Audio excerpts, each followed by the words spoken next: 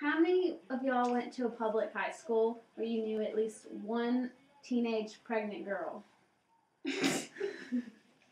It's I went to a public high school and I know from experience that it's very common. I knew several girls in high school that got pregnant. I knew one girl, she was a sophomore and she got pregnant and she had the baby. She missed the school year of school, but she came back to high school and she finished, she graduated, and she has the baby. I don't know if she's still with the dad or not, but it's very common these days to have kids in high school and even younger having kids and getting pregnant. Therefore, I think it is necessary to start teaching sex education, at least in the third grade. It can be older, but nowadays kids are starting younger and younger to become sexually active, and then the less they know about it, the more risk they're taking. The reasons that I believe that they should start educating kids younger is because when they're educated, they're more likely to make the right choices, to wait till they're married, and just avoid that whole situation, getting themselves in bad situations. And also, the younger kids start having sex, the more cases of pregnancy, teenage pregnancy, unmarried pregnancy, the higher rate of STDs among teenagers, and just all the bad stuff is more common with younger kids. When they start younger, the more bad things. And it's natural. It's a part of life. We were intended to do that. We were intended to have sex, but under the right circumstances, after you're married, and when it's mutual, it's not forced, it's not just at an appropriate age, it's a good thing. So, my first point is you should educate them. It's good to be educated in this subject because when they're educated, they're going to make the right choices.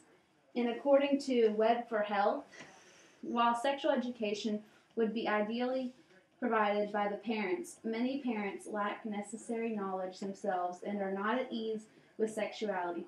Therefore, this needs to be provided in schools. See, ideally, it's the parents' responsibility to educate their children and inform them on sex education. But some parents, they weren't raised. When they were raised, they weren't educated, so they don't know. They don't know how to tell their kids. They don't. So, the kids are raised and they're not educated at all. Therefore, the parents should do it first. But if the parents lack that ability or not able to, then the school should step in. And if the parents do it as well, then it's not going to hurt to be overeducated. And then there's proven stats that the more that they're not educated, the more pregnancies that come out of wedlock. If they're educated, they're more likely to not get pregnant after being married or before being married. And there's for Better Health Channel stated that it does not promote talking about it and educating. It does not promote sex. It actually decreases the likelihood that kids are going to start having sex at younger ages, and it just educates them. Doesn't mean they're going to do it just by talking about it. It just educates them to avoid it until the proper time whenever you're married. My second point was when people start having sex younger, they are more likely to get pregnant, get STDs, and that's when all the negative feelings and stuff come from it. This Kaiser Family Foundation, they have a bunch of statistics on it. In 2009, they surveyed some high school students. 40% of high school students reported having sex in 2009. And 26% of females and 29% of males had more than one sexual partner. And these are because they're not being educated at the proper time. They are just going off and doing what they want. Because if they're not educated correctly, they're going to find out somewhere. They're going to listen to their friends. They're going to hear it on TV. Because 1 in 10 TV shows depicts sexual activity. And a lot of the time it's not true. It's not the right kind of education they need. They need to be formally educated by either their parents or through the school so it's correct. 25% of sexually active teenagers, or 25% of sexually active people have STDs, and half of that 25% are teenagers. They don't know how to protect themselves. They're starting too early.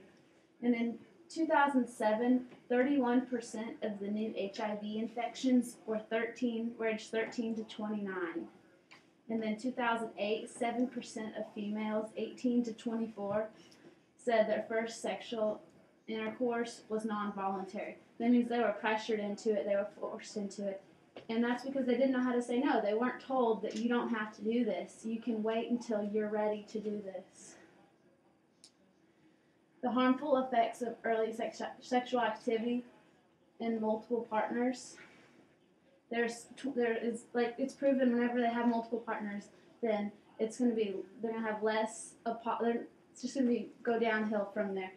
27% of mothers that first had sex, either 13 or 14, are living in poverty, compared to the 11% of mothers that started in their 20s are in poverty. So it's proven that the earlier you have sex and have kids, the harder it's going to be on you to. Because you're younger, having kids at a younger age is definitely going to be harder. Kids are expensive, and it just takes a lot more. Okay, and my third argument was that it is good. It's natural. Like, we were created to have sex. It's a good thing. God said it is good. Adolescence is the time that you're supposed to figure out all your development, your body organs. Like, sex education is not only about sex. It's about your body developing. It's about, like, everything. We have reproductive organs for a reason. We're supposed to do it. But it's only right. It's good, and if you have the right values and conditions, you have to learn when it's right to do it. You should wait till you're married to do it first off, because then if you get pregnant, it's not that big of a deal. It's just another kid. But it's as a family, you need to wait until you're married. 1 Thessalonians 4:3, it states, "It is God's will that you should be sanctified, that you should avoid sexual immorality." So it's even in the Bible that it is good. It's just good to wait. Wait till it's under the right circumstances. And then, obviously, since we have to reproduce, that's how you reproduce. That's why we have sexual organs. And so we are made to have sex and create, just under the right circumstances. And so when children aren't taught about sex, they aren't taught sexual education, because there are some kids out there that don't know anything about it. And I have a case study from Science Daily. It was Pamela Coher. She works for the University of Washington in Seattle. She was the program manager. Her and her colleagues in 2002, they surveyed 1,700 teens that were aged 15 to 19, and they learned that 1 in 4 teens received abstinence-only education. They didn't learn anything else. They just were told, wait to have sex. And those kids that were told just to wait, and didn't learn anything else, they were more likely to get pregnant at a younger age than the kids that were taught abstinence only, as well as how all the other stuff. They weren't told anything else about sexual education, just wait. They were more likely to get pregnant and into the bad stuff. 9% of those teens, that 1,700 teens, 9% of them had no education whatsoever on sexual activity. And three-fourths of those teens had a comprehensive education, which included birth control and ways to manage that. Abstinence only were 30% less to get pregnant and have sex than the teens with no education. And then the findings support comprehensive sex education prevented teen pregnancy and STD infection better than abstinence-only education.